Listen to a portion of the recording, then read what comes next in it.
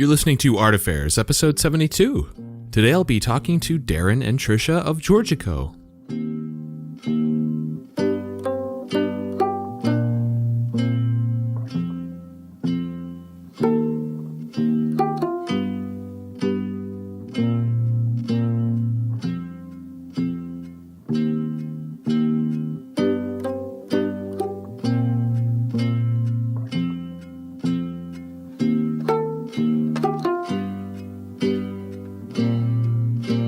Alright, so my name is Michael Faith, and this is Art Affairs.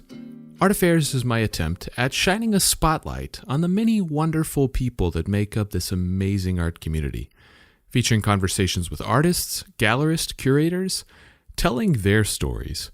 You can dig through previous episodes, complete with show notes, at artaffairs.podcast.com, but the best way to stay plugged in is to subscribe on your favorite podcast platform. And if you're really enjoying the show and want to help support what I'm doing here in an even bigger way, check out the Art Affairs Patreon.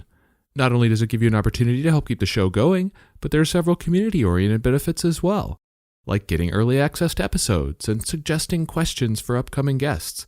You can find all the information about that at patreon.com/artaffairs. You can also connect with the show on Instagram at artaffairs podcast. All right, so today's guest is artist duo Giorgiko. Darren and Trisha Inoue are the people behind the wonderful work of Giorgiko. But they aren't just partners in making art, they're also married and are raising twin boys together. We talk about this personal, professional dynamic on the show, as well as the wonderfully rich contrast that runs through all aspects of what they make. Their new solo show opening in Hong Kong, and a whole lot more.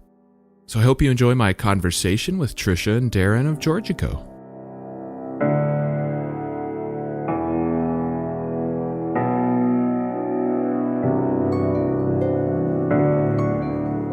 Trisha, Darren, welcome to the show. It's so good to have you guys on. I really appreciate it.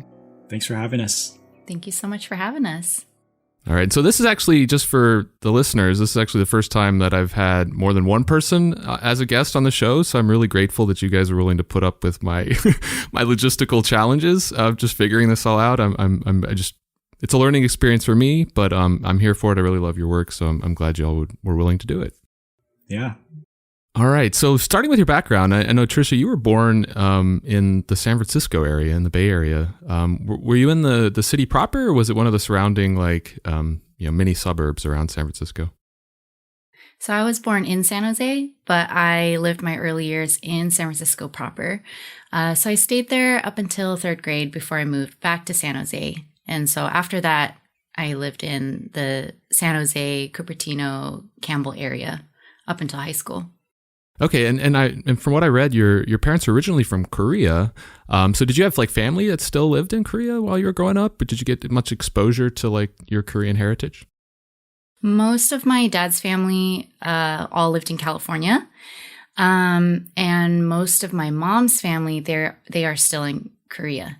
And so actually, I think a good number of them I still haven't met yet, because I've only been to Korea, I think, twice, and they were both when I was younger. So even if I did meet them, I don't have very much recollection of that. But my dad came here when he was 12, so he's pretty Americanized, whereas my mom came here, I believe, in her early 20s. So she's definitely more Korean. And my grandfather, who was first generation, he lived with us for a good amount of time too. So yes, I did get a lot of exposure to my Korean heritage.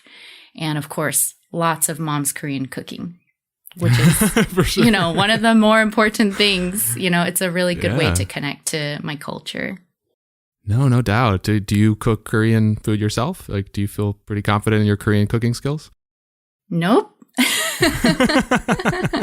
I try once in a while, but that is one of my big regrets since leaving my parents, is that I wish that I paid attention when my mom was trying to teach me Korean cooking.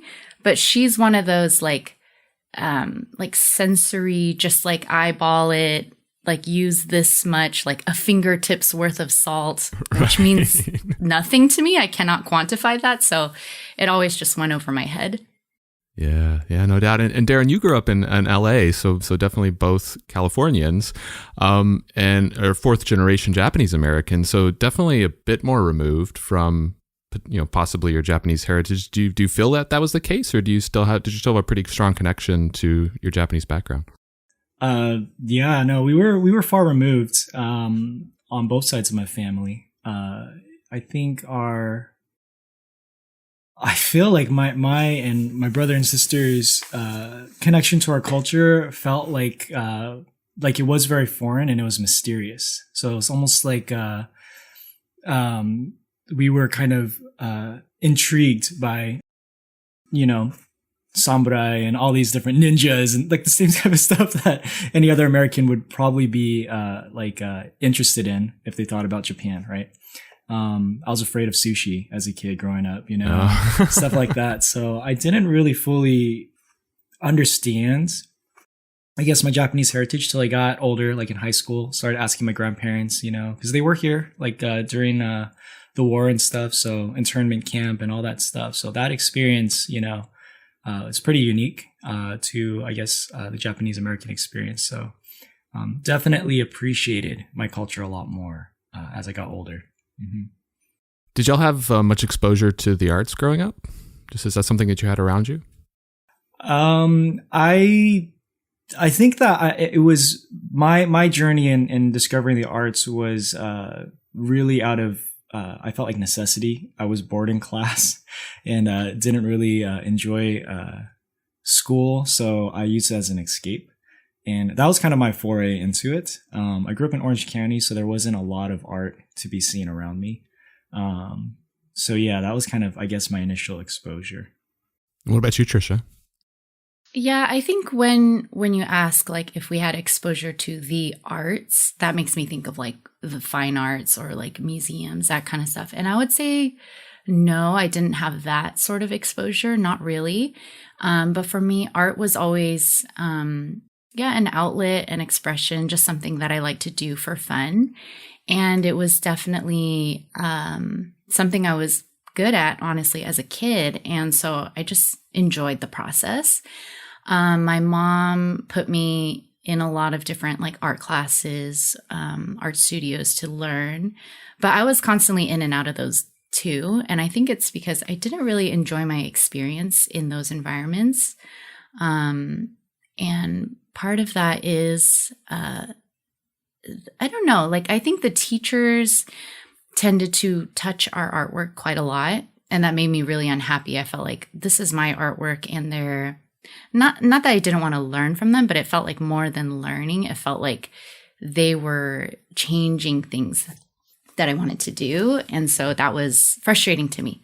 So that was more so my experience, is when I was in those classroom settings, I didn't enjoy it. But when I was at home, I was constantly drawing. I was always saving like scrap paper so that I could draw on the back. Nice. Or like my old homework, I would draw on the back. So I had like a whole file full of just like seemingly trash, but when you turned it over, it's like, oh, there's like a nice drawing on the back. And is that something that your parents were supportive in you? I mean, it sounds like your mom was putting you in these art classes, so it's something they were encouraging in you? Yes, definitely. So the big like kind of turning point for me as a young artist was in the second grade. I had my elementary school teacher like saw like a newspaper clipping in the San Francisco Chronicle calling for like young artists to participate in an art contest. And at the time I was constantly doing art, but my parents like didn't necessarily see it as something unusual or something special. They're just like, oh, she just draws. Any kid draws. But Mrs. Chin sent me home with the newspaper clipping. My parents were intrigued. They let me enter into the contest. I won the contest. Nice. My artwork was in the newspaper, and my parents were like, okay, this is your destiny. They were never forceful, but I think when they saw like, oh, this is something to consider. There is potential here. Like, let's encourage that. Let's push her if this is what she wants. So it's not that I always knew or even necessarily wanted to be an artist, but they saw like, well, if you have a gift and if you're interested in growing it, let's do it. So yes, I would say they were very supportive all the way up until like high school, college, like all the way till now. Always very, very supportive parents, which I'm very grateful for. Yeah, that's awesome. That's so important. Darren, did you have the same kind of support from your parents as far as, encouraging you to express your creativity? Yeah, 100%. I think I didn't necessarily like strive after becoming being an artist or anything like that. Again, art was so much of an escape for me from school and stuff and homework and all those things I should have been doing. But my parents and I think my teachers and stuff and my friends, at school, they would see it. And I think I just inherited the label of like, oh, the artist kid, And because of that, I was just like, okay, like I accepted that and kind of moved forward with it. And yeah, my parents were very supportive. I think the first art class I had, kind of similar to Trisha, was it was a Michael's watercolor class. So just at the local Michael's store, and I did a watercolor painting. Submitted it to it's like an Orange County Fair art competition, which was kind of like a city thing, and I was completely surprised because I ended up winning the best of show there, and I was wow. I think I was in 6th grade, and that was across the age groups. So that was like, I think that was one of the first major awards I ever received that wasn't like a participation trophy or good sportsmanship trophy. So that did make an impact on me. I was like, oh, like, this is something I am good at, and yeah. I mean, y'all are both like racking up the awards as kids. Just the one. Me too. That was just the one. That's kind of funny. It was the one, but it was very important, I guess. Yeah. Well, and Darren, you also got really into street art, from what I understand. Was that more or less just appreciating the art that was around you in LA, or did you actually get up to a bit of graffiti yourself? Yeah. So, I lived in Orange County, like kind of on the border, but it was definitely in the suburbs. So I got introduced to graffiti through my after-school art program. Like some of the teachers there, they were writers, and they would show us their black books and stuff, and just always tagging on the tables. And I was just intrigued because, again, growing up in Orange County, I didn't see a whole lot of that. My family would take trips to LA pretty often, actually. But it wasn't, I guess I didn't really notice the graffiti until, there's a lot of gang tagging and stuff. But when I saw like, whoa, like this writing styles, wild styles and all their different throw ups and bombs, I was just super intrigued by it. So, I think that's the first time I really kind of fell in love with an art form. Prior to that, being in Orange County, I was doing, landscapes and barn houses, just stuff like that. And I was like, okay, I could do this. People seem to be impressed by it. But when I saw graffiti, I just was blown away. And at the same time, me and some of my friends were getting into dancing as well. And, so it all kind of just went together, the whole kind of underground hip hop scene. And, yeah, I gained a huge appreciation for it there. Did you have like a tag name or run with any kind of crews or anything? No crews, just like 2 friends maybe from that after school art program. I did have a name. We did do a few like throwies and stencils and stuff like that. I feel like there were a few close calls, getting caught and stuff. But the whole time, like, it's funny. I talked to my parents later on because they were buying me the spray paint cans.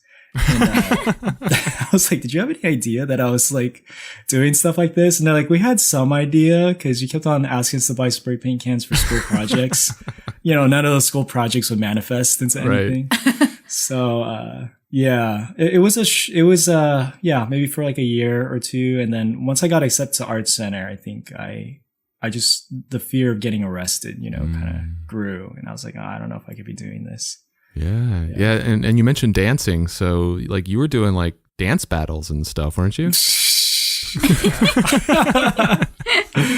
Yeah. Trisha, being, my wife, she has the special privilege of discovering these old videos on the computer. So you have like old videos of you doing dance battles? Unfortunately, yes. Wow, amazing. Fortunately for me.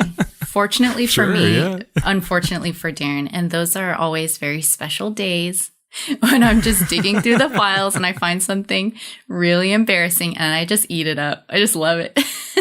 That's amazing. Do you still dance? Do you still feel like you're good? No, I think like, cause when I got into it with my friends, this was like pre-YouTube or at the very beginning stages of YouTube. So I think maybe at the time we were good. Cause if you were to do, whatever we were doing, like popping and stuff, it was less known. So people were like, whoa, kind of just surprised. So in a sense, people would kind of be impressed by anything. But now everybody's watching all these dance TV shows. Everybody has all these YouTube videos. So I feel like the level of dance competency and ability has just gone through the roof amongst people. So yeah, if there's a dance battle going on, I would probably just watch. Yeah. Yeah. Appreciate it. It. Yeah. And so you mentioned Art Center, and you were definitely a lot closer to Art Center there in Pasadena. Trisha, you were a bit further removed from it, living up further north. What led to y'all's decision to go to Art Center? I think for me, I just was a very optimistic kid. And so when the kids around me, like, at the portfolio classes, at the art classes I mentioned before, when I heard about the kind of schools that they were getting into, like, some were applying for MICA, some for RISD, some for Parsons, all these different schools, I just asked like, well, which one's the best one? And from what I could tell, like Art Center was really up there. So I only applied to 2 schools. I applied to RISD and Art Center. And I was just, as I mentioned, just very optimistic. I wouldn't say like prideful or, just thinking like, oh, I'm better than everyone else. I literally was like, well, if it's the best, I want to go. And so I just applied and I got into RISD first, or I received the acceptance letter first. And I was like, actually, I don't really want to go to Rhode Island. I think LA sounds a lot more interesting. So as soon as the acceptance letter for Art Center came in, I was like, all right, I guess I'm going. And I had no idea what I was getting myself into. Yeah, I mean, that was a hugely life-changing moment, not just for most people, the choice of a RISD or Art Center, it's like, okay, well, they're different forms, different flavors of an art education, but there's still an art education, and that's the biggest difference to that person. But for you guys, that's where y'all met, and that was like a complete life change for both of y'all. So tell me about that. How did you guys first meet? I think y'all met in orientation, something like that? Just first day right out of the gate? Yeah, first day right out of the gate. So I was in the same like kind of tour group as one of Darren's high school friends. And so, we're just chatting it up. And then afterwards, we all migrated towards like the photo ID station. And so the friend pointed out Darren in line. He said, hey, let's go stand with Darren. He's my friend. And I saw Darren and I was like, yes, please introduce me to him. So we just met up in line and yes, I was very interested. I thought he was super cute. Had no idea he was even Japanese or anything. I just thought like, yeah, I want to stand next to this cute boy. And then a week later in our first, Design 1 class, I walked into class. I think I walked into class and saw you, right? I don't remember. Or did you see me? I'm not sure. Okay. I'm pretty sure I saw Darren because he's always early to things and I'm always late. So I assume he was there first. I saw him sitting at the back of the classroom. And of course, I was super intimidated my first week of school. And I thought, yes, I know that guy. It's the cute guy. I'm going to sit next to him. So I sat next to him and we exchanged numbers in class, like to be able to, help each other out with homework, stuff like that, which was the teacher's idea. It was not a move on my end. But thanks to the teacher and thanks to Design 1, we are now married. Yeah, amazing. That's such an incredible story.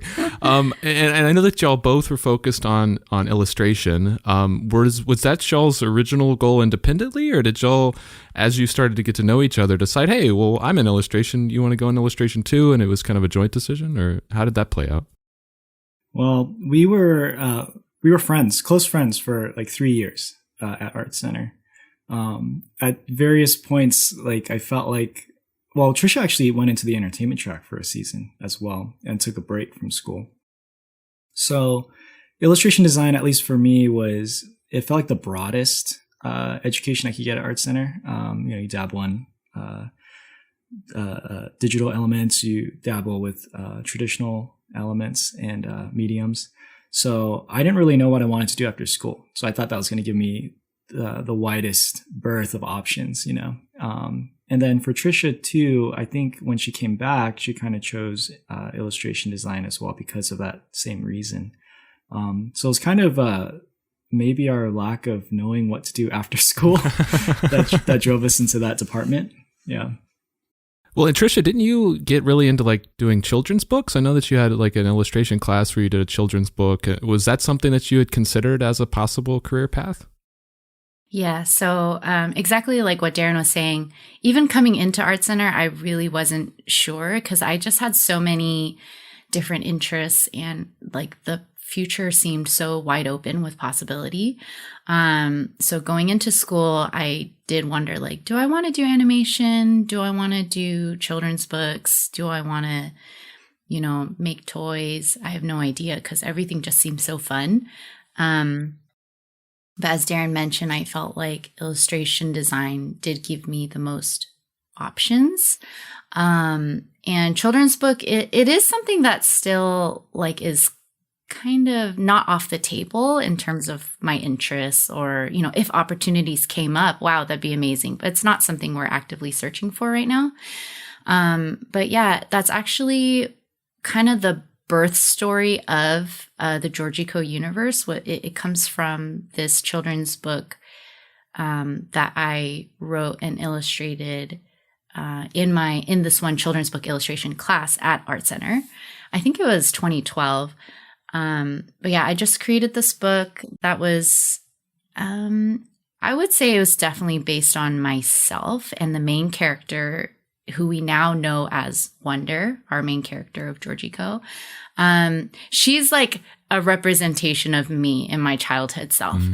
And so I created this character, I created this book, and it was for the class, but yeah, at the time I had no idea that it was going to turn into something more. But yeah, that's the origin story. No, it's amazing. And so like, just reflecting back on your time in school, I mean, obviously it was an important moment just from, a personal level, but as far as like the school part of it, do you feel that education helped you grow in the ways that you needed creatively? Yeah, totally. I learned so much in school, but I think where it really taught me was like in humility, because I would say a lot of people who make it through that process, they come out on the other end like sharp and professional, ready to work, ready to dominate. And I was not that. By the time I came out, I feel like I was crawling, like that was so hard. I feel so beat up. And, I still haven't fully discovered my path or who I am or anything like that. And it's not that I don't think that means that school didn't do anything for me or that it was a waste or any of those potentially negative thoughts that could come from, that kind of brokenness. But instead, I kind of feel like, wow, I learned so much in just humility and in learning how to learn and how to mistakes. And those are still things that I'm learning now, but that was like a condensed, concentrated dosage of those kind of difficult life experiences or like, life lessons. So yeah, it definitely shaped me or like jump-started the shaping of me, I feel like. But of course, on top of that, the education is amazing. It's top notch. If we had time and if we lived closer and if finances allowed, I would love to go back for like Art Center at night classes. Darren and I would love to learn more graphic design because that's always going to be super useful. And sure. I wish I took specifically a graphic design class during my time there. So yeah, we would love to just continue learning. But I think one of the biggest things is like learning how to learn or learning how to receive criticism or critique, those kinds of things. Yeah, no, that's a great point. And And so, like, after y'all graduated in 2012, 2013, you ultimately stayed in the LA area. For you, Trisha, what led to that decision to stay in LA versus moving back north? Was it because y'all had started become serious and you wanted to kind of make a home in LA, or was there something more related to the career opportunities that LA presented? What led to that decision to stay in LA? I think it was a combination of both. At the time, right after graduation, so the post-grad year was really tough, just in, trying to figure out that career path, and also for us too, figuring out our relationship. So we got engaged at I think it was a full year after I graduated, right? I think so. A year or 2 years, yeah. So yeah. So in between graduation and getting engaged, things are still up in the air. You never really know what's going to happen, but it did make sense to stay there and try to figure out my career. Not to say that there's no art opportunities in San Jose in the Bay Area, but I think the scene is just different. And in my parents' area, it's very tech heavy. And so I felt like, well, if I stay here, figure things out, that just kind of career-wise, it makes more sense. And Darren, didn't y'all at some point live in your grandmother's old house? I think I read that. It's a random trivia item, but I don't know. Is that still the case, or yeah, we're still here. I mean, what is that like? Just living in a place that was such familiar to you as a kid, and then living in it in a later, adult context. What was that experience like? I mean, now I think for the amount of years that we've been here, it definitely, that has defined the experience now. So now it feels like our house. When I first moved in, because my initial feelings as a kid coming to this house all the time was that it was scary. It was old. It was dark. It was on this hill. It just felt like haunted. So I remember even in high school moving in, I still had that memory of that. So moving in, I was like, oh, it's kind of a creepy house. I don't know how comfortable I feel here, but yeah, we love it. We're super thankful to be able to be here, and we share the house with my brother and his wife and their kids. So during COVID, it was just great that our kids had kids to play with, and we were kind of isolated all together, which was a huge gift, like a huge, huge blessing. And it's really cool just to be able to recontextualize that structure, make it mean something different to you. And so Trisha mentioned the period right after graduation being a little bit difficult. What did y'all do for work right after you graduated? Was it freelance, like commercial illustration? What type of work did you pick up? We were kind of both bouncing around. Trisha had a few more stable jobs than I did. I was doing some freelance stuff here and there. Nothing big, just kind of like small things. And then we also both were working at an after-school art program as teachers. And that, I think for both of us, was a little bit more of our regular schedule thing. It provided us more of a stable-ish income, survivable for a single person. And I think we were really searching for a long time. And even during that season, we were starting to dabble with collaborating together. But it was really just experiments and kind of, just for fun. I don't think we really, it was like a dream, like, oh, that'd be so cool if we were able to work together, but it didn't seem like a real thing, until it was, I guess. Yeah. Didn't at one point you both work as assistant directors at a gallery? I mean, so were you already starting to think about gallery art as a possible profession, as a potential avenue for you to go down? I think maybe me more than Trisha. Just because coming out of Art Center, a lot of my focus was on painting. I just kind of stayed in that painting arena, I guess. And traditional painting, it's harder to find places for that, I guess, in the commercial world. So the gallery scene kind of felt more like a path, but it still was so fuzzy. Like I had no idea what that world looked like. I had no idea how to get into it. We were assistant directors for a small gallery for a season, and we had no clue what we were doing. We gained a huge appreciation for what gallerists do, though, because I mean, Like we were the janitors, we were the installers, we were the admin, we were everything. And so it was kind of cool that we got to go on that journey together and just be like, wow, this is a ton of work. And yeah, I mean, all the artists we worked with at the time were super gracious, which we're super thankful for because we didn't know what we were doing. And like, yeah. So that was a short stint. I think that was like maybe a year and a half that we were doing that. By the end of your time there, did you feel more confident in your knowledge about the gallery scene? No. I think what we left like, okay, well, we never want to run a gallery. That was kind of like probably that was number one. Number two, I think because we didn't know what we were doing and we weren't connected in any, we didn't understand that there's like kind of networks, you know, within the gallery scene, and there's a whole collector realm and stuff. I think at that time we were like, oh yeah, people just walk off the street and buy art, you know, but that doesn't happen really, you know? So, yeah. So we left, I think, still with that huge mystery of like, we don't know what this world looks like, you know? And so the door was open to us and we came in as artists, you know, more. So between the point where you were, uncertain about what the gallery scene even was, and the time that you became an artist, did you start getting involved in the gallery community at all? Just patrons going to gallery openings and just starting that networking process? I think the only gallery that we would go to is maybe Giant Robot at the time. And that's because, again, that was the only one that we really knew about. I think I knew about ThinkSpace as well. But I think the door opening to us really was through Eric Nakamura at Giant Robot. He's the one who initially opened the door to me to be a part of a few group shows with some of my acrylic paintings before Trish and I were working together. And I don't believe I sold anything every time I showed there. So I'll still, again, it's a mystery, right? It's like, okay, so you show your work and how do people do this? You know, yeah. Like, and then at that time, man, I had like, my house was just full of paintings. Like, you know, like you create new ones and then it just stacks up.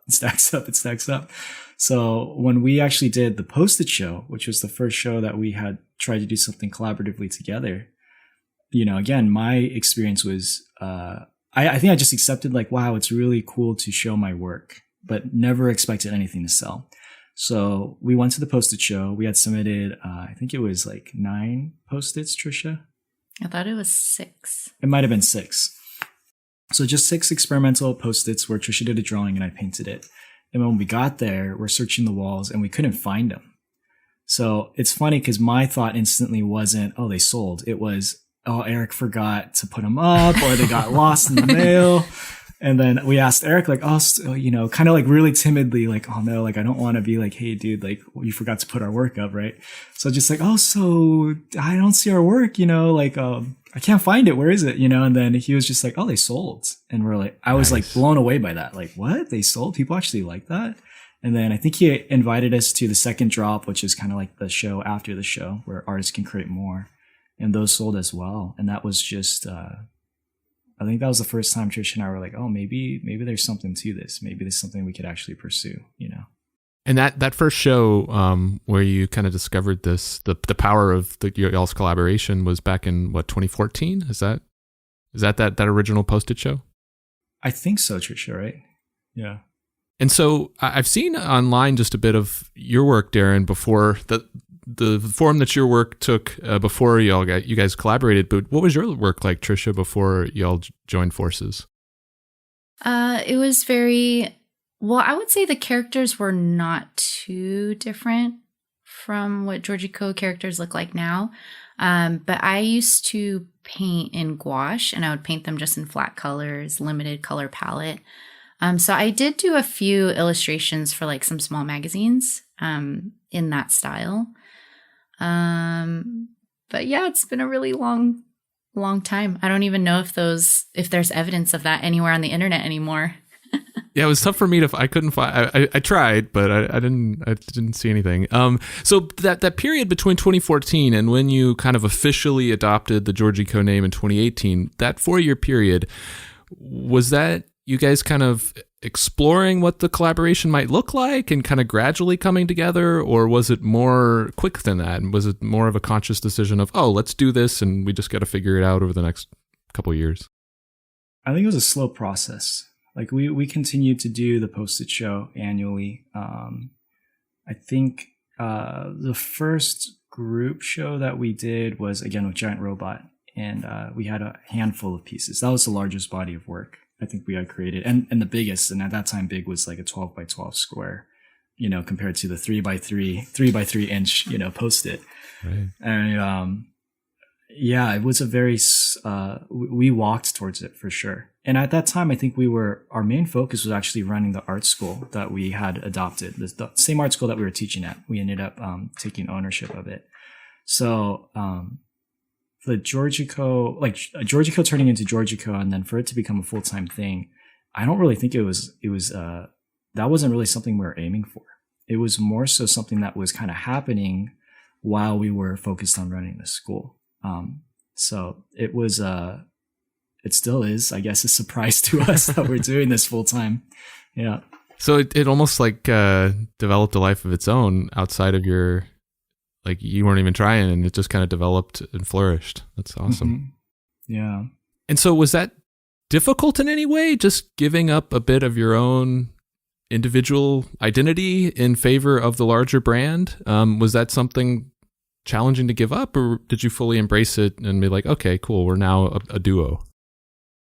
Go ahead, Trisha. We just talked about this last night. Okay. So after I answer, Darren may have a very different answer. I would say that it was a lot more challenging for me. I think just like two different people coming together with their different processes, and even vision, and communication styles, like all these different things. So it wasn't just like, two different art styles coming together. It's like, plus you got to factor in personality and us just being in a relationship, and figuring out relationship stuff. So it was a little complicated. And I felt like at the time I was still, figuring out my artwork. So for me to do this precious little drawing, for Darren to be like, oh, you should do this, I would get like so sad or like so offended, like, oh, it wasn't good enough before, whatever. So I felt very protective over my artwork, and it was really hard at the time to receive any sort of suggestions or direction. But I'm happy to say that after many years of doing this and being married, it's definitely a more smooth and gracious and like trusting process, so that there's a lot more back and forth, and we are able to pivot and help each other, as opposed to feel like, well, this was the direction I wanted to go, and the way you want to take it is like offensive to me in some way, So yes, at the time it was a little more rocky on my end. What about you, Darren? So for me, yeah, so I would describe, if there's a secret sauce to like Giorgiko, I think that Trisha is definitely that secret sauce. Like she's the one who, that's where the magic happens, is where Trisha's drawing in her journal and in her mind, in her as a person. That's where it's at. So I think I recognized that right away when I saw that first children's book. I remember I was like just crazy about it. I was like, dude, this is so good. Like it was making me cry. It's a children's book and it's making me cry, right? I'm like, that's powerful. And so for me to, in a sense, be able to join forces with that, I was super excited. Like it felt like a relief to me, like, oh man, like, I'm hitting walls with my paintings. I don't really know what to do, but this at least gives me something to focus in on and try to help it flourish. Right. Maybe Trisha was seeing it as dying when I first stepped in, but like, I was loving it. I was like, Trisha was like an artist that I really liked, I think, at that time.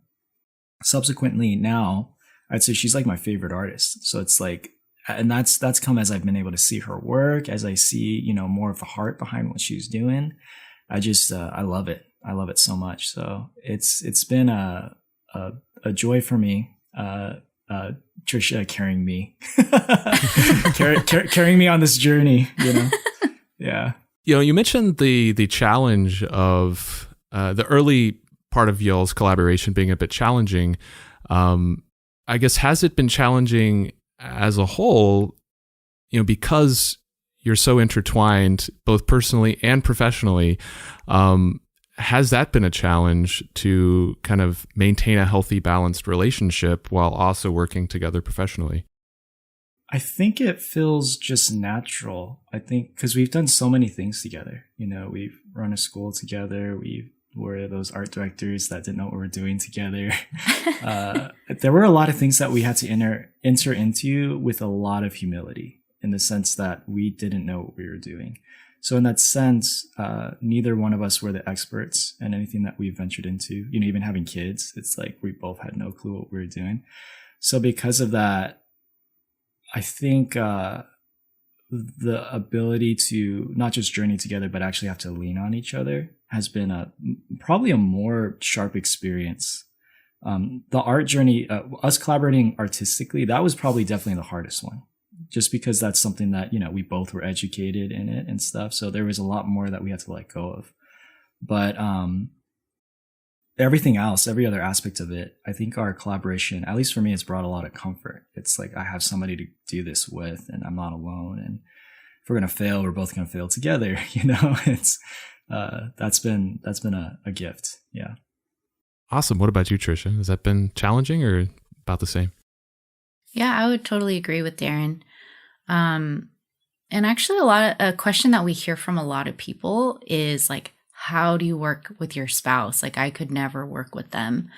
But for us, we're so used to it. And, we were working together even before we got married. So we do have a lot of practice with it. And as I mentioned, it was tougher in the beginning, but everything is. So this is nothing new to us, like entering into something together as beginners together, figuring things out together. And as Darren said, we can lean on each other, we can help each other. So I love that we can not only brainstorm together, but even ask each other for help.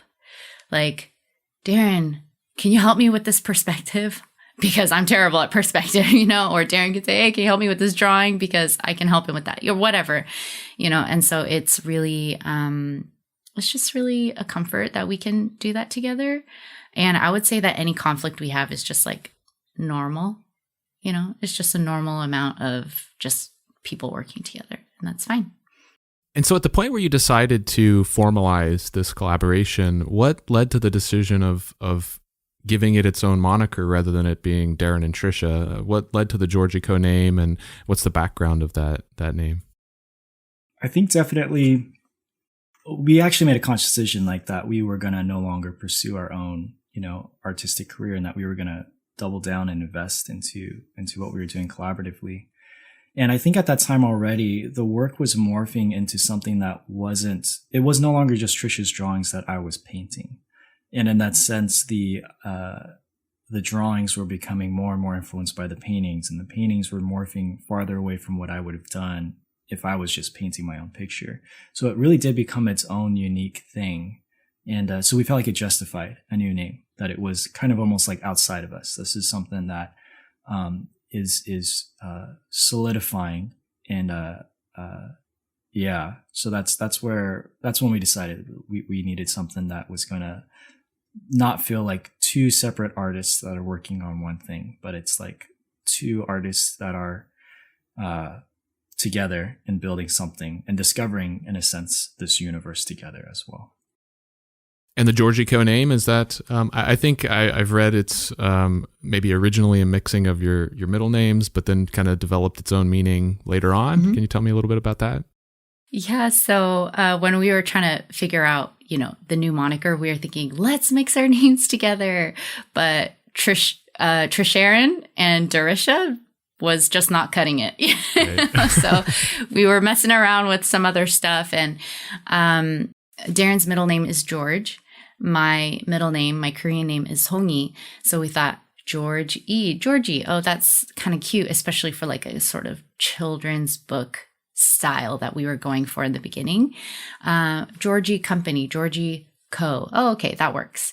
But then the more that we were looking into like kind of the meaning behind the words, and honestly, I think it came from us trying to make our like a logo. And we're like, wow, I think Georgie Company Co was like already taken. something like that. So that didn't work out. So we looked for alternate spellings. And then the way we ended up with it, we're like, well, it looks cool. Like, this looks good, but let's make sure it means something like not weird, And so we realized that ko, it's like a diminutive suffix in Japanese. So like, people like Naruto-chan, I don't know why that's the first Japanese name I can think of, Naruto, but, like chan is a suffix and ko is another kind of suffix. That's, I think it's to indicate like a child likeness. You might use it for like a child or, in a cute way. And that's perfect because Darren is Japanese. So it's like, hey, like, let's look into like, these roots, and as for Georgie, which is like the original like Greek version of George, we found out that it means farmer, or like an earth worker or someone who toils in the earth.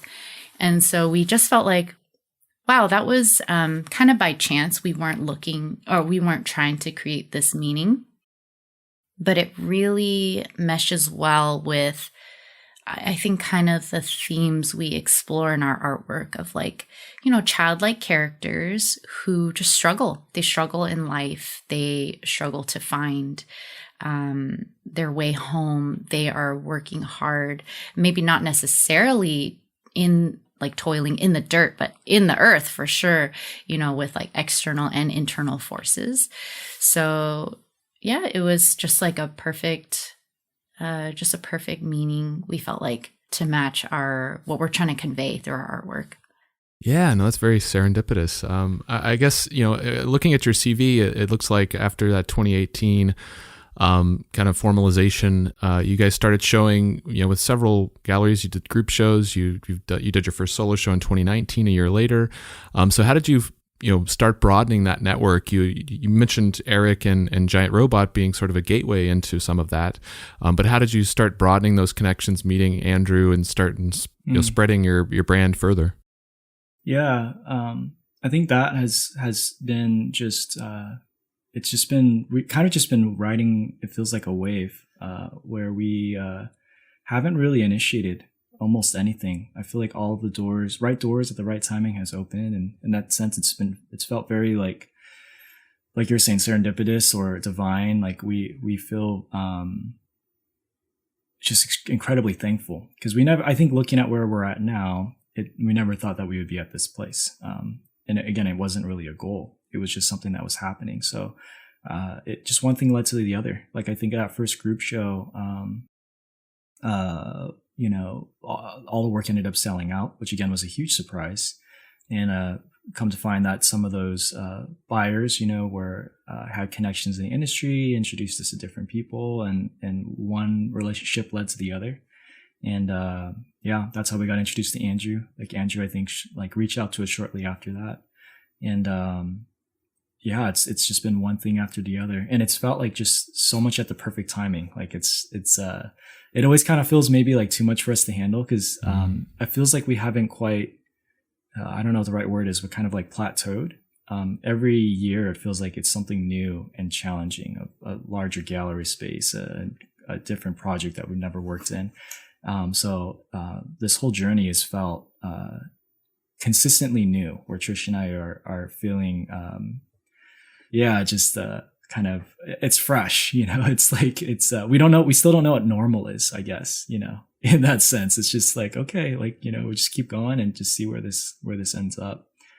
So it was not planned. Definitely was not planned. It had nothing to do with our, being go-getters and like reaching out to people and introducing ourselves. Like we didn't do any of that. It just was, people DMing us, people emailing us and finding out, oh, they're so-and-so and they know so-and-so. And yeah. I guess this constant state of never knowing what's next, is that overwhelming? I mean, I feel like that over time, that can be a little overwhelming to me. I mean, maybe I'm just a very anxious person, but I feel like the constant unknown could be wearing on you. No, I mean, I think we're as anxious as anybody else. We have the same fears and we're subject to those same emotions. I think from very early on, like something that has always grounded Trish and I has been like our faith and just our belief that there's an external force that we believe is loving, a God that is loving and that has a plan for us. And in that sense, whether we've suffered things that are unfortunate or fortunate, I think we're just kind of like, okay, we'll go through this together. And like I said, if we fail, we'll fail together, but it's not going to be the end of the world. There's meaning behind it all. And I think even, especially actually in most of our failures, that's when Trish and I have learned the most. That's when we've like discovered like some deep seated, like heart issues or mental like things. And in that sense, of course, we never would be like, oh yeah, like here's another opportunity to fail. Like that's awesome. Let's fail. That's never the goal, but it's become less scary having that foundation and that or at least that belief for us that, there's meaning to it, Well, I think that's what separates somebody that is, more open to success than failures is it's taking, failures or looking at failures as a learning opportunity. And it's not a failure if you've gotten something out of it. It's not really a failure then at that point, right? Exactly. So if you look at it at that way and you don't get defeated by it, then it's also a good thing too, So diving into your artwork and some of the themes that you guys work in, I wanted to highlight a couple of themes that I really noticed and appreciate. One being just the juxtaposition between how like highly rendered everything is, but the characters themselves have really simplistic features. I really kind of appreciate that's a great combination to me, and that obviously the subjects themselves are children or childlike. I guess why is that your main focus has become children?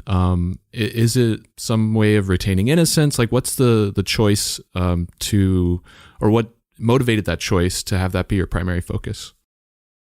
I think definitely that juxtaposition of the simple characters with the, more complex painting, that's definitely a direct influence from the two of us, like my drawing style with Darren's painting style. So it definitely starts from there. But yeah, I think over the years we have explored these themes of childlikeness. And I think it's part of it is there's this quote from Fred Rogers, like, you were a child once too, I believe. And I think when I first heard that, it just kind of hit me. Like, I think that's what we've been exploring. I think that's what we've been trying to figure out is that every person has been a child and maybe they don't remember it, but it's happened to them. And we don't know how they got to where they are now, or, maybe you can't imagine like such a kind of person being a child once, but it's like, hey, we all were once children and we all struggle with similar fears, similar emotions, maybe not the exact same experience, but we could all share a similar like seed of, or like a root of that kind of, struggle. So like, for example, like maybe not everyone experiences severe depression to the point where, they need to take antidepressants, like just a random example, but everyone knows what it feels like to feel hopeless. Everyone knows what it's like to feel sorrow or grief, So like that kind of connective theme, I feel like is something that we try to look for. Like we've all shared similar struggles and feelings. And so there is a point of connection between everybody. And there is some sort of innocence that even if it's lost now, everyone has once had before. And to try to hold on to that in our pieces, I feel like is a way to hold on to hope for us too. Because I feel like we explore like darker themes, but it might not feel explicitly dark because of like the childlikeness of it. But, hopefully it's in a way that people from all different kind of experiences and backgrounds can relate to, because we were all once children. Yeah, they definitely. You can see the dark kind of atmosphere. There's almost like a post-apocalyptic sort of setting, but the characters never seem defeated by that, And I think that's pretty powerful as far as just communicating hope in dark times or dire situations. does that, I guess, reflect back in some way on your own hopefulness and just, working through difficult challenges and always keeping your head up? Is that sort of the spirit behind it? Yeah, I mean, I definitely feel like there's an aspect of that. I think kind of like what Trisha was saying, like we hope that our artwork is relatable, and relatable in the sense of these characters are being childlike or almost like kids. It's like in a post-apocalyptic environment, that's dangerous, right? It's dangerous for a kid to be outside right now, but even more so for a child. And you think about, well, what is going to protect these kids? What hope is for them, to survive in an environment like this. And I don't think our kids are depicted as superheroes in any sense. They are very much so weak, and you could see almost like a weariness, in a lot of these pictures too, that they've been journeying or earthworking, right?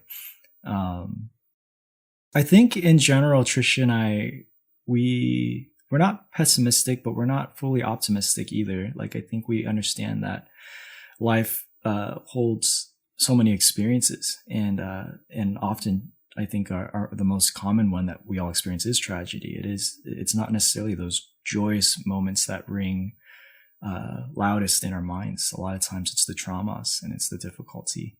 But like Trisha said there, and like what you were picking up on, there's a sense of hope, I think, in every piece. And I think it's very hard to find. It's like almost like a whisper, maybe it's not even illustrated in the painting, but there's a whisper of hope that's calling to the characters, And I think our characters are, all of them, I feel like, are kind of on this journey to try to find that. And we haven't really defined it in our work. What that hope is, but I see it as an invitation for the viewers to contemplate that for themselves. Like, what is the thing that is bringing me temporary hope, but what also will bring me ultimate hope? And is that possible? Like, all those type of things, yeah. So I think that as humanity, that is what we're seeking for. That's what we're all looking for. I mean, it's certainly relevant considering the last handful of years and the amount of trauma that the world's doled out on all of us. So, I mean, I think that sentiment is certainly relatable. Looking at some of the recurring characters that you've had in your works, you mentioned Wonder earlier, which is sort of the central character. You also have Jay, which I think is another recurring character. Do these people or these subjects in your work represent specific things or ideas? I think you might have mentioned that Wonders is you, Trisha, effectively, but like in general, do the recurring characters tie back to people in your lives or specific ideas that you're trying to communicate? Some of them, yes. Some of them we're still discovering. And that's what's been so fun, is that it feels like this world that we're building out is something that we are also discovering simultaneously as people are viewing it. And as we're creating these characters. And I think a lot of times we have this archetype for a character, like Jay, for example, who is based off of one of our friends. And we just find him as an incredible person. His name is Juan, and he's just a person who has incredible resilience, and yet has this pure intention in everything that he does. He does it with such integrity that I'm just blown away by it constantly. So I found that incredibly inspiring. We wanted to bring this character in. But at the same time, you might have a person who has a certain characteristic, but given that they might walk through a certain trial, we never know what that person's going to do. So in that sense, our characters are not fully defined in the sense that they're going to react the same way every time to everything, just like any of us as well. We might have a good day, we might have a bad day. So in that sense, I think we see people like definitely Wonder represents Trisha, or is an archetype for Trisha, but we also see Wonder as like an all-person character, and Jay as an all-person character that at times we feel like Wonder, at times we feel like Jay, So we kind of, again, this whole idea of wanting people to find empathy when they look at each other, to see themselves, even when they look at their enemy or when they look at a friend, to see something that they might be able to resonate with. And you mentioned just now that this world that you're building, and it definitely seems like all of the work that you make is part of a larger universe. Do you see it that way? Do you see that they're all part of the same world, and you're kind of building this universe out through your work? Yes. Yes. So actually, I think at the very start of Giorgiko, we tried creating like an actual storyline because we thought, oh, maybe this will turn into a book. And our ideas were just like, woo, like just going all over the place. And we couldn't come up with anything cohesive. But I think, like Darren said, the joy has actually been in just discovering these characters. We have a new character who I think we're kind of introducing for the first time in an upcoming show. And she's already like, I don't know, like a favorite. We're like, oh, I think I know who she is. It was just so weird because I feel like I've drawn a character that looks like this many times before, like same haircut. But for some reason, like when we put her on the canvas, it's like she made sense. It's like, oh, she's become her own person. So that's really cool. And it's a very like kind of intuitive, organic process. So yeah, the world, it is slowly building out. There's no like linear storyline that we know of yet. Maybe we'll find it at some point. But yeah, and you know, we have plenty of paintings of like random characters who like never appeared ever again, but they might come back, you know. But as for now, those specific people maybe haven't like been solidified. But yeah, I think they're all part of this strange world that we're discovering. No, it's really cool how it's really kind of naturally develops, and as a character just comes back organically over time, they gain presence or they gain an identity. Another kind of thematic that I wanted to highlight was the kind of contrasting clothing styles. A lot of times you'll have people with more modern streetwear, but then also Victorian ruffles and puffy shirts. So I guess help me understand that. What's the significance of the kind of disparate themes in clothing? I think originally it was just appreciation when I look at old classical paintings, and it was maybe even an exercise for me, like going to see these master painters painting these, transparent, translucent clothing with folds. And I was like, oh, I kind of want to try that, but I think it's turned, it's something much deeper. Like we have kids with streetwear, like you said, classical outfits, kind of European style. And then we have other stuff that has popped up as well. And I think, again, we're kind of trying to make this universe a place that doesn't have a specific time. It doesn't have a specific place in history. Again, kind of alluding to, maybe when we look in the past, like in that Victorian era, it's like, I don't think I'd relate to those people at all. Like they're different humans, but they probably have the same emotions. I would imagine ever since the beginning of time, like people have had the same emotions, like we still are driven by these very human desires and cravings. And so in that sense, we might have a friend, or it's funny because we've dealt explored these ideas, like saying as we shared a few that we're discovering it. We just throw around these ideas like, oh, maybe all the kids are roughs, maybe they're in a gang, or maybe they're the ones tagging everything, maybe it's not the kids that are wearing street clothes. And it just becomes really fun for us, and we laugh and we joke, and a lot of times those things won't manifest in the paintings, but to us that world is expanding, and it finds its way in. And so we do have that, definitely that dark element, but we also have that humorous element as well, in our work that pops up from time to time. And it's interesting, the two different types of themes that we've just talked about, both of them seem to tie back to a desire to encourage people to be more empathetic. Tricia said the quote from Fred Rogers, which, thank you for bringing up Mr. Rogers. He's an amazing person, and I cry every time I see him do that speech to the Congress when, amazing. Anyway, you had said that, the desire to focus on children was because that's a relatable experience for everybody. Everybody knows what it's like to be as a child. And Darren, you just said, well, the timeless, people back in the Victorian area probably had similar emotions as people do today. So kind of relating to the shared human experience that we've all had in these different kinds of ways. I thought that was really interesting. I guess, what do the dogs represent in all of this? That's another constant. Are they companions? Are they meant to, relate to a certain, characteristic of humanity? What are the dogs?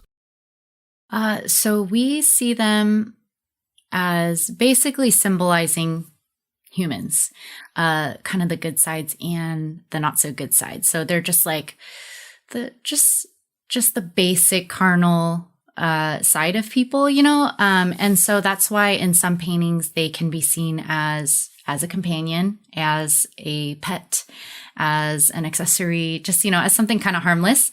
And then on the more extreme side, we sometimes show dogs like even attacking people. We've had a few post-its where like dogs are biting kids, and I don't think we've revisited like that extreme violence in our work since then, but that is a possibility, And actually, the funny thing is, Darren and I both have not had great experiences with dogs.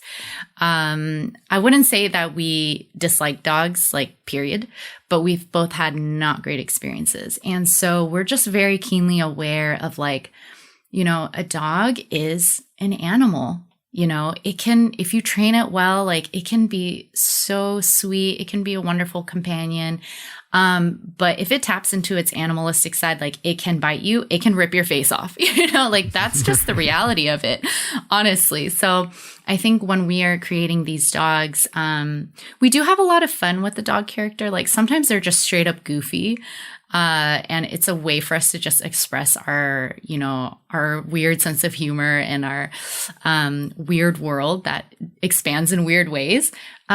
But a lot of the times, I think the dogs, they're just kind of unpredictable. You don't know how they're going to react, if it's going to be in fondness or in ferocity, right? Yeah, no, 100%. I mean, one thing I would add to that is that as much as they can be a companion, I guess on the violent side, they can also be representative of the vices that we hold on to. And some of those vices bring us great comfort, bring us great, can soothe pain, in a lot of ways. But vices out of control can be the very thing that kill us, So in that sense, they're like Trisha was saying, there's a lethal unpredictability to the dogs. As much as they can be your very, very, very best friend, and a thing that you might be like clinging on to, in the hardest circumstance. So we don't intend for them. I mean, that sounds very negative and scary, but we don't intend them for that to be necessarily the enemy of the universe. It's just a reality that these dogs are companions to the characters, just like these things are companions to us. Interesting. So I wanted to dive a little bit into how you guys work together and how you kind of divide up the work between you. Starting in the kind of the ideation part of your process, is that mostly you, Trisha, working in a sketchbook, or are you guys collaborating on ideas in the initial state? And has the way in which you work changed over time? I would say that it just kind of depends on the season. Generally, Darren does like to flip through my sketchbooks and my journals and like just kind of see like what's been cooking up in my head, what I've been cooking up in my head, what's been going on in my head. And, if he likes something in particular, he'll point it out or ask me like, oh, could you explore this particular idea more? And then that's where a lot of times like we can have some discussions. I remember in another interview, we did mention like shower ideas. I don't know when's the last time that happened, but sometimes there are other methods of communication, such as Darren, like just thinking in the shower and then like yelling like, hey, I have an idea, write it down. And I'm like, okay. So, I wouldn't say that, all the ideas are from me, but it's like, because I have, a bunch of sketches and ideas that Darren can flip through freely, he can riff off of that. And whenever, he's inspired by something, like I'll do my best to like kind of explore that. And so we do go back and forth. It's a little harder to make changes like once the pieces are like starting to get painted in, because that's already like a big commitment to the canvas. But it's happened before where, I made some suggestions or he completely changed it and repainted the whole thing. So there is some flexibility there, but I would say a lot of the ideation is where the collaborative ideas come from. And so at the point, between the point where you guys have determined that you want to take a concept further, Darren, do you just jump right into painting, or is there a period of like refining a composition in the drawing phase before you're ready to transition to painting? Sometimes, but I would say more often it's a character. It's a character that Trisha draws. Typically the pose is more or less figured out, because body language has, there's not a lot happening in the expression of our characters' faces. So a lot of it has to do with body language and or an element or two that the character is holding. So Trisha will draw that. She doesn't really draw backgrounds in her sketchbook. So all of that is figured out actually on the canvas. We typically don't discuss it. Same with color palette and values and all those other things. So once the drawing is there and the character, like I understand what Trisha's trying to communicate, at that point, either she'll draw it on the canvas or I'll draw it on the canvas. And then from there, it just kind of starts. I just tack the painting and figure it out as I go. So the environment will build out. And that's really kind of come from, at least for me, kind of going back to how I used to work as a kid. In school, like I said, I just didn't want to listen. So I would draw, but I wouldn't draw because I had the angle of creating an image. I would draw to entertain myself. So the picture would develop as I'm telling the story in my mind. And in the same way that we're discovering the Giorgiko universe, we discover each painting as it's developing. And that's why in a lot of ways, if Trisha does come into the studio while I'm painting, there is flexibility. It's like, hey, what if we add this element here? Or, okay, this is the meaning. Maybe we can, change the lighting in this way or change the background in this way. But yeah, once it's kind of in, it does become harder. And there has been times where Trisha's like, oh, can you move them like 2 inches to the left? And I'm like, like 2 inches to the left. That doesn't really happen so much anymore. I think we've gotten better at just being on the same page, probably. I don't know. Maybe Trisha's just holding her tongue a lot more, but yeah. Well, I think we've also gotten better at just trusting each other. That's true. So if I have an idea and it's like a huge burden for Darren to adjust it, like if we can get on the same page, then he'd be willing to adjust it, and vice versa. If I see something that I'm like, it's not exactly what I was going for, what I wanted, it's like, but I trust Darren's process. So even if it's not like quite what I was looking for, like we're in it together. So I think we have gotten to become better work partners in that way too. No, that's awesome. Yeah, because I was going to ask you, like, what does compromise look like in terms of like, as you encounter and navigate disagreements about how a piece should go between yourselves, what does that compromise process look like? And it sounds like it's something that's just gotten better as you guys have matured and grown more, I guess, close in your collaboration. Mm-hmm. Yeah. So as far as the choice to go with oil paint for your work, I know you said earlier, Darren, that your original work was in acrylics, that you did a lot of acrylic painting. So what drove the decision to go with oil, and what is it that you like about oil as a painting medium? Yeah. Oil is what I mainly focused in while I was at Art Center. It was a brand new medium to me entering Art Center. I had painted in acrylic prior to that. And then when I graduated, I think I was in such a explorative stage in my painting process. I needed to just pump things out quick. I was just trying to figure things out. So I transitioned to acrylic. I also it's not toxic, and it's just easier in a lot of ways, faster. But when we started painting bigger and I don't know, I just kind of refound it and refound love with it. I guess I love the slow drying process, which I know for a lot of people is very difficult. But for me, I think it allows me to take my time when I'm rendering something out. I'm not rushing and fighting the medium at that point. And then also there's a kind of a limitation to oil. At a certain point, you paint so much and it's still wet, you can't really do anything until it dries to do the next layer. And for us, since we're working, or for me, while I'm working intuitively, and for Trisha, as she's observing it and giving direction, that gives time, that gives pause, which I think, again, can be seen as like a roadblock or like a negative thing. But I think for us in our process, it helps us kind of step back, have to just look at it and wait. And then a lot of times that's when new ideas come in, or that's when direction change will happen. And there's opportunity to do that, so. Awesome. So it almost creates these like reflection points for you guys to think further about the piece. And what about 3-dimensional works? I know in one of the show that you had at Mesa Art Center, you had some figures, and you've explored your work in the 3rd dimension. How did that process start, and how did you get to expand beyond the 2-dimension? Yeah, that was just another door. I think it was actually opened through Andrew connecting us with Vince. That was our first sculpture. And that's been so much fun. I don't know, Trisha, if you want to talk more about this. It was our first time, so we had no idea what we were doing. But it was just a new challenge to figure out, like, what does our character look like in 3D, and what does it look like to work with a third party, and what do they need from us? What do we need from them? And just figuring that out.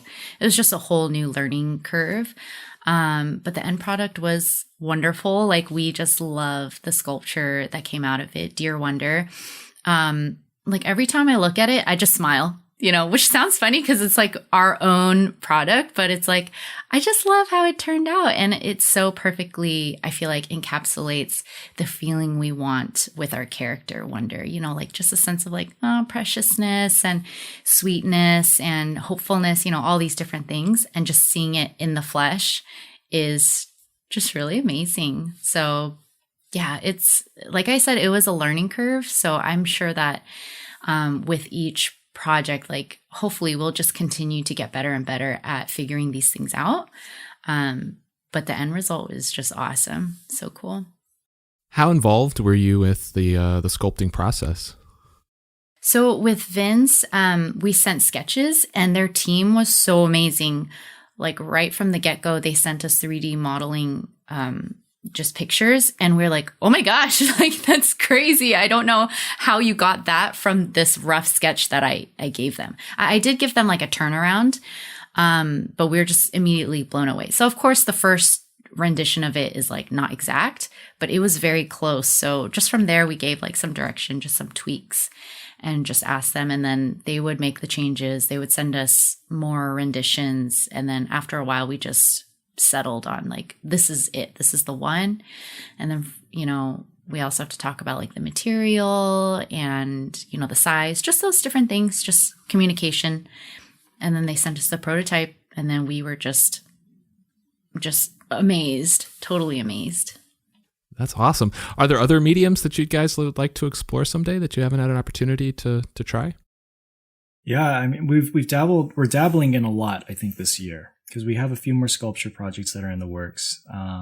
We have dabbled in, like, barely dipped our toe in animation, because that's something we would love to see. So our characters moving. There's mural opportunities that are being presented to us. So that's another thing where it's similar. I mean, we're painting, but just on a different scale, right? We're both scared of heights, so it's kind of fun. We're like, how are we going to do this? But we'll try. So there's all these, there's a lot of different things I think that we're excited for. And again, that just, I think will expand this universe. And I think our hope too is that this universe starts to enter like our world a lot more. And I feel like sculptures was one way to do that, right? I think animation is another way to do that. I think murals is, again, a whole nother way where our characters are interacting with an actual physical environment, in the public, so there is, those things really get us excited. For us, it's not necessarily trying to, get into different mediums and stuff, but it's more so like, how can this universe interact with humanity in a new way, Yeah. Well, and murals kind of ties back to your experience with street art growing up, I guess. Minus the dance battles, I guess. Hey man, we might be dancing, across the scaffolding. So changing gears a bit, I wanted to talk to you a little bit about the experience, and you mentioned it earlier. You guys ran a school. You had your own art school for a while, owners and directors of Rainbow Art, and you took it over in 2017, and then ultimately made the hard decision to close it down in 2021. Which that's amazing, just owning your own school. How did you guys first get involved with, I guess, the school? Was it as teachers? Yeah, it was as teachers, and I think for both of us, it was not something we did it because seemed like an easy job, like going to art school, just transfer what we learned to kids. Quickly learned it's not an easy job dealing with kids and stuff.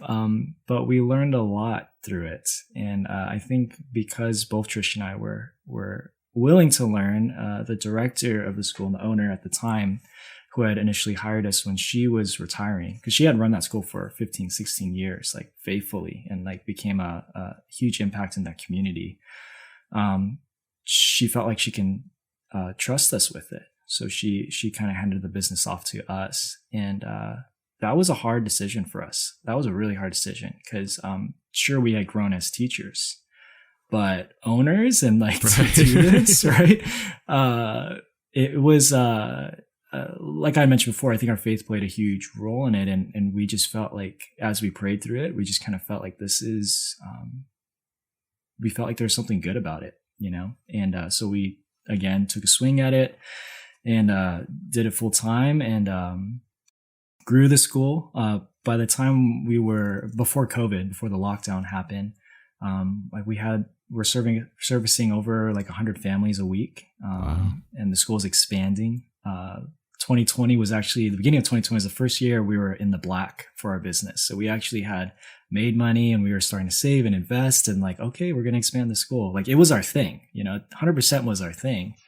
And then, COVID happened and in a sense it was kind of taken, from us, which was extremely painful. But so it was COVID that really motivated that choice to close down? Yeah, it was, I think I see it. So it's funny. We had created a body of work for a theme-based solo show called What Is and What Is Not. And the theme was apocalypse, right? And this work was created during the 2020 year while we were trying to still keep our school in survival mode, all this stuff. And the whole idea of apocalypse in the West, we think of like meteors falling from the sky and total destruction, right? Like those movies that come out. But really like the original definition is kind of like a shaking that causes destruction, but it also reveals, truth. That reveals something that, in a sense is like a positive thing, So that year for us was a shaking. It was a shaking for us in our personal life. It was a shaking, with the school because, like I said, it was starting to have this success. So we were headed in a specific direction, which was bigger is better, more students, more locations are spreading our program to other schools. Like it was strange because I think we were a week or 2 weeks away from hiring 2 new teachers. Wow. And getting our program implemented into a local school district. So it was like so many things were about to happen right before the lockdown.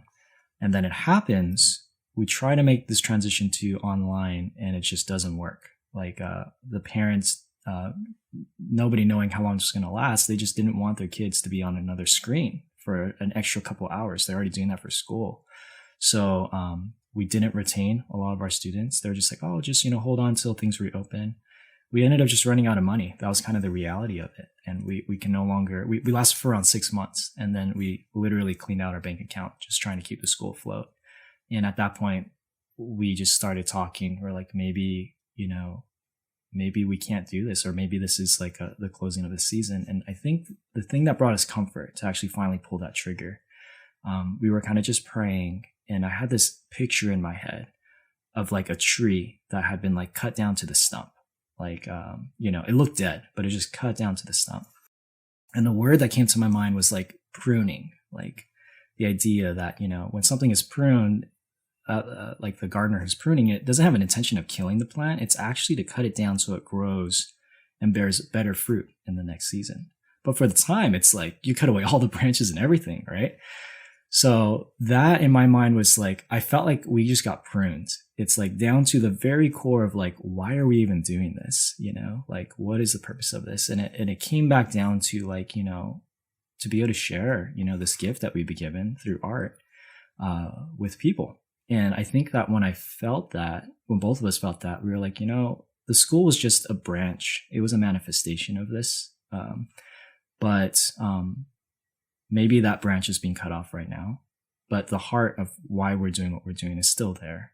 And that gave us a ton of peace to just be like, okay, let's close it and trust, that other fruit will come from it, And I think we've seen that with Giorgiko, because actually Giorgiko even it was definitely not a financially viable thing actually when we closed the school. So we were like, oh man, like we have nothing. We had 2 kids at the time too. It was just like, we didn't know what to do. But, again, going back, like when we thought about 22 and the lockdown first happened, we're like, oh, the school's going to increase. Like online learning, it's like, dude, we don't have to be limited by our classroom sizes and stuff. Like we could just teach a lot more, and we thought art was just going to tank. Like nobody's going to buy art right now. But actually the opposite thing happens, which was, the school failed. And then all of a sudden our artwork just started taking off and opportunities just started, opening up. And that was a grace. That was 100% a grace where we were just, we really weren't in a season of like twiddling our thumbs for very long, So it allowed you to channel that energy and that desire to share, your hope with everybody else from the school to your artwork. Exactly. That's awesome. I mean, was it difficult while you were doing both to do both? I mean, while also, like you said, taking care of twin boys and, maintaining a healthy relationship and work-life balance while running a school and a professional art career? Yes. It was funny. Like you say, a healthy work-life balance. I just think it was not healthy. Okay. Like it was not healthy. And, I think less in that sense, what I said before, we thought more is better, school expanding, all this stuff, but sometimes less is more, Sure. And things have been cut back severely for us since that, but it's definitely allowed us to double down, reinvest in the other things like family, right? Like our work. And that's been incredibly beautiful. It's been a powerful thing for us to kind of come to that realization. Do y'all think you'd want to teach in some form again? Maybe not own an art school per se, but actually just participate in the teaching of art? I think 100%. And so one of the things that has been, again, one of these blessings is we are still in the same location that our school was at. We still have the same studio space, and that's what we're using now. And most of our students were local, so we still see them. They still come by, every once in a while when we're walking the city or getting a bite to eat, we'll see them. And a lot of doors have opened up since then. So we've had students that were in high school, now they're in college, at art colleges, at Art Center even. And they contact us and they're like, hey man, I need help with this project. Can you give me some suggestions? Can you critique this for me real quick? So we're still doing it in a sense, which is so cool. There's no money involved, but it just feels so much more authentic. It's like actually when we originally opened a school, it's like this was actually the dream, was to just be able to talk to kids and have these relationships, and actually like the whole business side of it. And maybe we're doing things wrong. It complicated things like crazy, like you have parents that want to see progress and growth, and you can't just do that, like if you're really trying to teach the kids, sometimes they got to fail. Sometimes most of the time they have to come home with a bad drawing and sit with it, and the parents aren't happy, but it's allowed for actually a more natural teaching relationship, more of a mentor type relationship with our previous students and with other people that come through our doors at the studio. So definitely open to other teaching opportunities in the future too. But for now, I think we see a full plate still of opportunities to share, this gift. So excellent. That's wonderful. So let's talk about your new show. You have a new solo show opening at WOA Gallery on April 6th. It's in Hong Kong, and it's in collaboration with ThinkSpace Gallery, who you've obviously worked a lot with. So what can you tell me about this new body of work? Yeah, so this is a new body of work. The theme is the seed of peace, which kind of goes in line with a lot of things we've already been talking about. It's just a further exploration. I think there's a number of large paintings. There's a number of drawings that are produced for the show, and all of them are kind of centered around our characters seeking peace, seeking like where is that even found? Is it found in conflict, like trying to aggressively take it, or fight to keep it? Or is it found in, the absence of external and internal struggle and turmoil? And if that is a real thing, like how can you even find a place where there is no turmoil, right? And then there's this element where, I guess a third option of what if peace is given? What if it's like a divine seed that is planted in the ground and it needs to grow, it needs to be fostered, and a seed, it has to die, which is a kind of an interesting concept. It has to die, be planted in the ground, and then it comes back to life and it produces fruit and it reproduces its life over and over and over. So we were we were directly inspired by like the biblical narrative of Jesus and his death, his resurrection into new life, and kind of like what that symbolizes. And we mimicked that through this seed of peace illustration. And our characters are kind of interacting with that and trying to figure out like, well, is that sufficient? Is that enough? So we really are inviting the viewers to kind of come in and ask those questions that are real to them, and hopefully use our characters as a vehicle to kind of navigate that as well. And we're excited for it. I mean, it's going to be a cool show, I think. Awesome. And that theme that you just described, did you develop that first and kind of work within the boundaries of that idea? Or did that kind of develop, or did you just start working and then just identify the theme after the fact? I think it's funny. Like we've been so busy the last few years in a really good way that it's felt like we've just been pumping out work. And of course, all of that has been through Trisha's sketchbook. But this was one of, I would say, our first shows where we really kind of had the theme first. And we were exploring, Trisha was exploring, had time to explore through her sketchbook, and we discussed things a lot more. There's still definitely an element when we got to finishing the paintings and looking at them all and sitting, and we were like, what does this mean again? And having to wrestle with it. I think it feels like we're starting to get able to get a little bit more ahead of our shows and actually start to think about things more, which in a sense feels much more authentic. It feels like when people ask us questions about it, we can actually talk about it, when it's kind of like, what do you think it means? And like, kind of try to riff off of what they're saying. But I think that this is, that's why I think we're both excited for this show. It feels different. Well, I would say that for previous shows, it's not like random, total randomness, like just slapping something on a wall and expecting people to, inform us on the meaning. Yes, I wouldn't say it's to that degree. Yeah. It's more so because we already work very intuitively.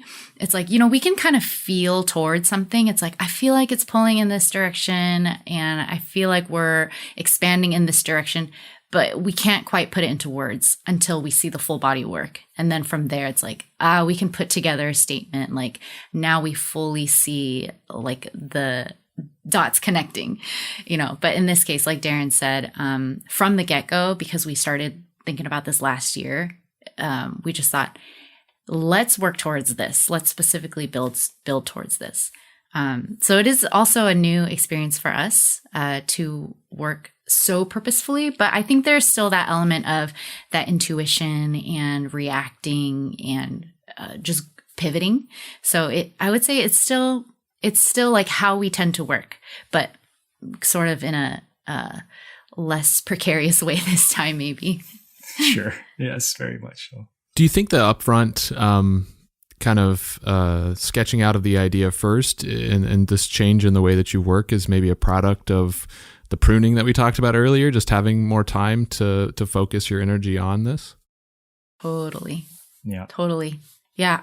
When I think back to those times where we were balancing the school with doing our artwork, like it doesn't compute in my mind. I don't know how we survived those years. Yeah. But that's where I feel like what Darren was mentioning before, that when the doors were open, we just walked through it. The opportunities just presented themselves. There's no way we could track down every single opportunity and like figure things out and then produce the work. And then, it's like the door's open. We just need to run through it. And that's also why sometimes it was a bit precarious. Like, I kind of feel like this, but we'll figure out the exact meaning a little bit later, just constantly trying to keep up, catch up. Do you think this is the way that you'll work going forward? I think it's an option. I think that there is a certain survival mode that we got comfortable with, where it's like, okay, like Trisha said, I think she worded it way better than I did. Yes, like there's definitely intention in everything that we're doing, in all the stuff we did previous. But there's space to rest now. There's space for us to, I think, like before, our whole world was the art school, and, knocking out paintings for the shows that we had coming up. And then we had to figure out how to parent our kids and all the other things that we're involved with.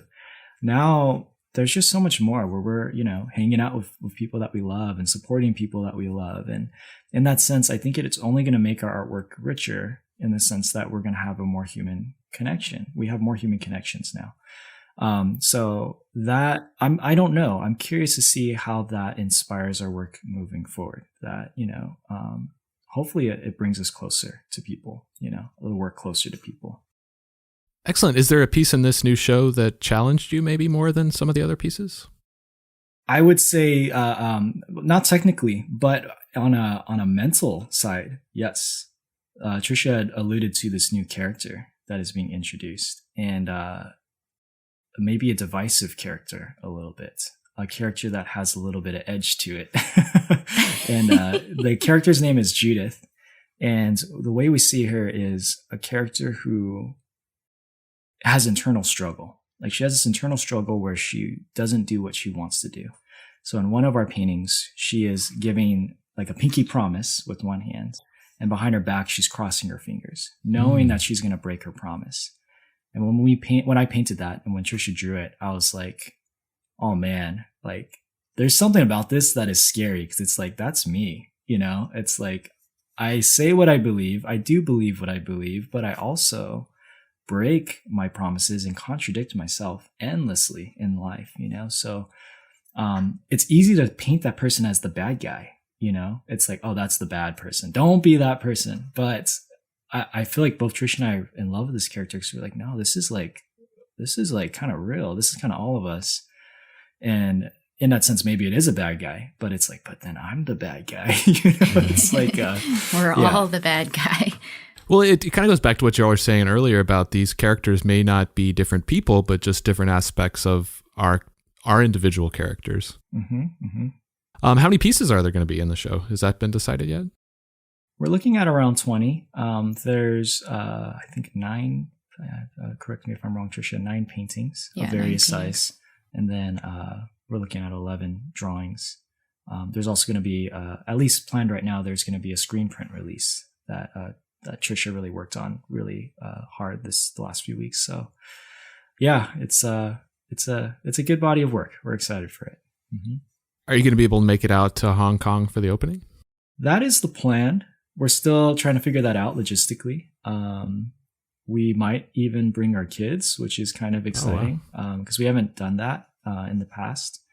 But yeah, they're kind of at this age where I don't know, they're little humans, and they have their own personalities now too. Yeah, they're not just moving blobs anymore. Yeah, exactly. So we kind of feel like there's opportunity here where they'll be able to actually experience it and probably remember a lot. So we're like, oh, this would be really cool. So we'll see. It's amazing. And your business manager, Tom, which, shout out to Tom, also mentioned that you might have something else coming up in May. Is that, it seemed like it was still a little up in the air. I wanted to ask though, is that something you're able to talk about, or is that still uncertain? I think so. It is scheduled in, but at this point in time, we have a show in London with Ojiri. And then, the rest of the year, we have a lot of shows and into next year as well, 2024. But we'll save those things for later. But yeah, the next big thing is definitely WOW in Hong Kong. And then quickly after that, it's going to be Ojiri in London. And is that screen print that you mentioned for the show in Hong Kong going to be available at the show, or is it something that's going to be released later? I think we'll see. At this point in time, it's laid out that we'll at least have one at the show to present. But as for the actual timeline for when production is going to happen and all that stuff, we just don't know. So I don't want to make any promises and get hopes up before. Yeah. Awesome. Where can people find you online so they can stay up to date with all these new things you got going on? Well, definitely our Instagram is probably where they'll be able to reach out to us easiest. So that's at giorgiko.la. And then we have a website, giorgiko.com. All right. And last question, and I normally just have one person answering this, but if you each want to answer it separately, that's cool. I usually ask people at the end, who is one artist that you'd like to see me have on the show? Okay, me first, Trisha? All right. I would love for you to interview like Andrew Hem. I think he's just an incredible artist. I love his work. I think it was hugely influential to me during college. I went to one of his shows and it blew me away what he was able to do color wise, movement wise, with the characters. And I just haven't heard, I feel like I haven't heard much from him. Like he seems like a kind of a quiet person. At least that's my perception of him. So I just want to know more about, how does he achieve the look of his work? That would be awesome. Awesome. Great choice. What about you, Trisha? I'm actually blanking on his name right now. So sorry, just for the sake of awkwardness, I think I'm gonna have to pass. Sorry, I should have written it down. Sorry. All right, no worries. Darren, Trisha, thank you guys so much for coming on and doing the show. This has been a real treat getting to know more about you. I really appreciate it. Yeah, thank you so much, Michael. Yeah, thank you so much. It was a lot of fun chatting together and also hearing from Darren too.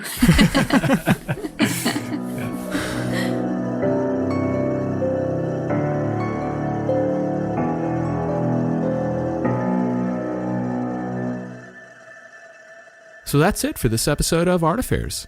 I hope you enjoyed my conversation with Darren and Trisha. I really love the many different kinds of contrast that run throughout their work. From the highly rendered quality, juxtaposed with the simplistic features of their subjects, the surrounding darkness and grim atmosphere with the light of hope and childlike innocence, the modern streetwear with the Victorian-era clothing. It parallels the contrasts in their own personalities and creative voice, but also how complementary they are to one another, together greater than the sum of their individual parts. It was really interesting to realize how so many of the different themes in their work tie back to this desire to communicate how, universal the human experience is. Whether it takes place now or 300 years ago, we all know what grief and hope feel like. And like Trisha said, everyone was a child once. These are shared experiences that we can all relate to, and it shows just how much more alike we are than we are different.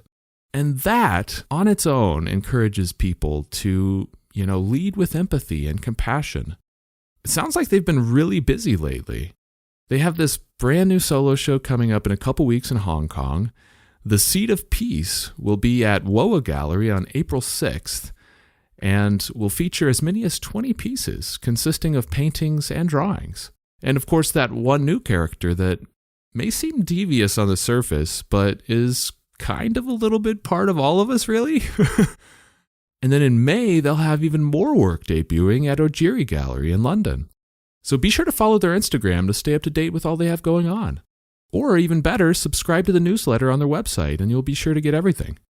So thanks again to Trisha and Darren for joining me today, and thank you for checking out the show. I'm truly grateful for your support. And just a reminder, one big way you could help out if you're really enjoying the show would be to check out the show's Patreon. You can find all the details on patreon.com/artaffairs. And as always, you can contact me through my website at artaffairs.podcast.com or on Instagram at artaffairs.podcast. So until next time, be good to yourself and be good to each other.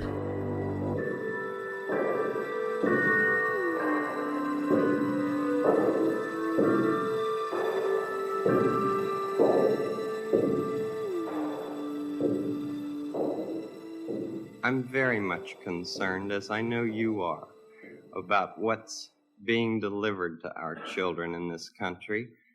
And I've worked in the field of child development for 6 years now, trying to understand the inner needs of children.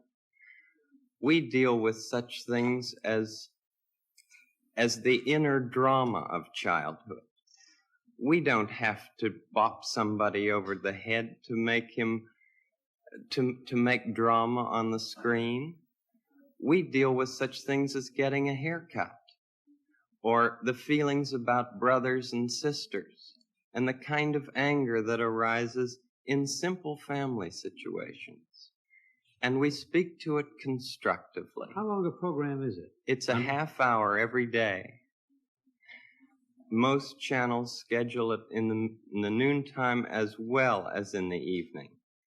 WETA here has scheduled it in the late afternoon. Could we get a copy of this so that we can see it? Maybe not today, but I'd like to see the program.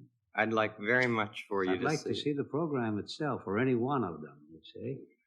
We made 100 programs for EEN, the Eastern Educational Network, and then when the money ran out, people in Boston and Pittsburgh and Chicago all came to the fore and said, we've got to have more of this neighborhood expression of care.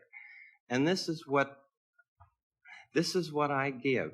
I give an expression of care every day to each child to help him realize that he is unique. I end the program by saying, you've made this day a special day by just your being you. There's no person in the whole world like you, and I like you just the way you are. And I feel that if we in public television can only make it clear that feelings are mentionable and manageable, we will have done a great service for mental health. I think that it's much more dramatic that two men could be working out their feelings of anger, much more dramatic than showing something of gunfire. I'm constantly concerned about what our children are seeing.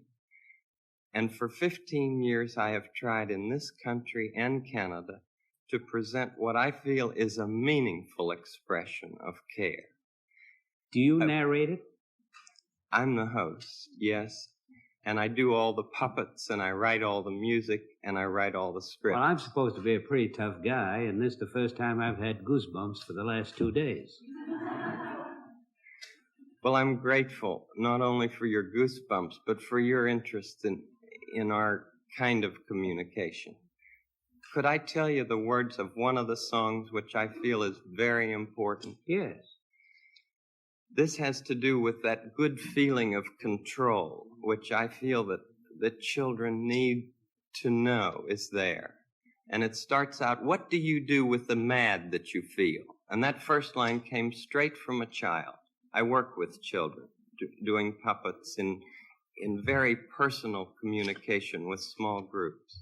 What do you do with the mad that you feel? When you feel so mad you could bite.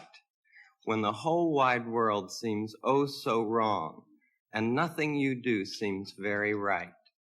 What do you do? Do you punch a bag? Do you pound some clay or some dough? Do you round up friends for a game of tag or see how fast you go? It's great to be able to stop when you've planned a thing that's wrong and be able to do something else instead. And think this song. I can stop when I want to, can stop when I wish, can stop, anytime. And what a good feeling to feel like this, and know that the feeling is really mine. Know that there's something deep inside that helps us become what we can. For a girl can be someday a lady, and a boy can be someday a man. I think it's wonderful. I think it's wonderful. Looks like you just earned the $20 million.